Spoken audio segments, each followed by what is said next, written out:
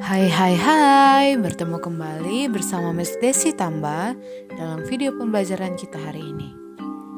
Hari ini kita akan masuk pada materi teks anekdot. Dalam kehidupan sehari-hari, mungkin adik-adik sekalian pernah mengalami kejadian lucu ataupun mendengarkan cerita lucu dari teman atau orang lain. Nah, sebelum kita mulai pembelajaran kita, saya akan memberikan sebuah cerita lucu. Berjudul Bikin Undang-Undang. Dodi datang bertandang pada sepupunya yang bernama Alan. Ia berdomisili di sebuah kota. Suatu pagi yang lenggang, Doni diajak cari sarapan. Mereka naik mobil, tentu Alan yang nyupir. Di perempatan jalan, waduh, lampu merah menyala. Tapi Alan melaju terus, maka itu Dodi menegur sepupunya itu. Dodi berkata, "Lampu merah, mengapa engkau melaju terus?" Alan menjawab, "Alah, tenang aja, di negeri ini aku bisa bikin undang-undang kok." Jawabnya santai. Doni pun bertanya, "Bagaimana bisa? Bukankah yang membuat undang-undang itu DPR plus pemerintah?" Alan pun meminggirkan mobilnya. Dodi bertanya, "Mengapa meminggir?" Alan berkata, "Mau menjawab pertanyaanmu," jawabnya ketus. "Mengapa harus meminggir?"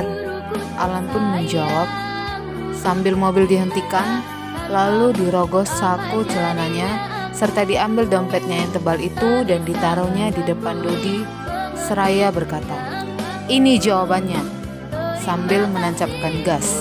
Dodi pun menjawab, "Oh."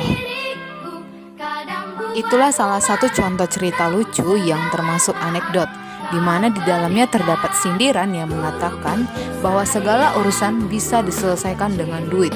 UUD, ujung-ujungnya duit. Jadi dapat disimpulkan bahwa teks anekdot adalah teks yang berbentuk cerita yang di dalamnya mengandung humor sekaligus kritik atau sindiran. Nah, karena dia biasanya berisi kritik, maka anekdot ini sering bersumber dari kisah faktual dengan tokoh nyata yang terkenal. Teks anekdot ini bukan hanya semata-mata memberikan kritikan, namun ada pesan dan juga ada perubahan yang ingin diharapkan bagi halayak umum.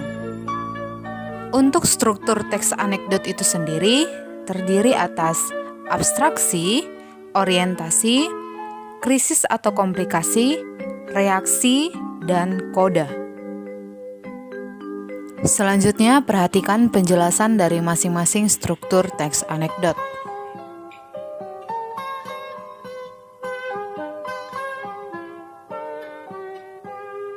Pagiku cerahku, matahari bersinar, ku gendong tas merahku di pundak.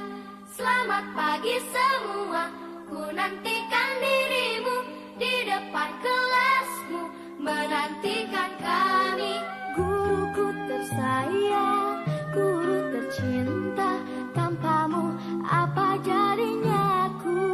Untuk koda itu sendiri ditandai dengan kata "seperti itulah, akhirnya, dan demikianlah".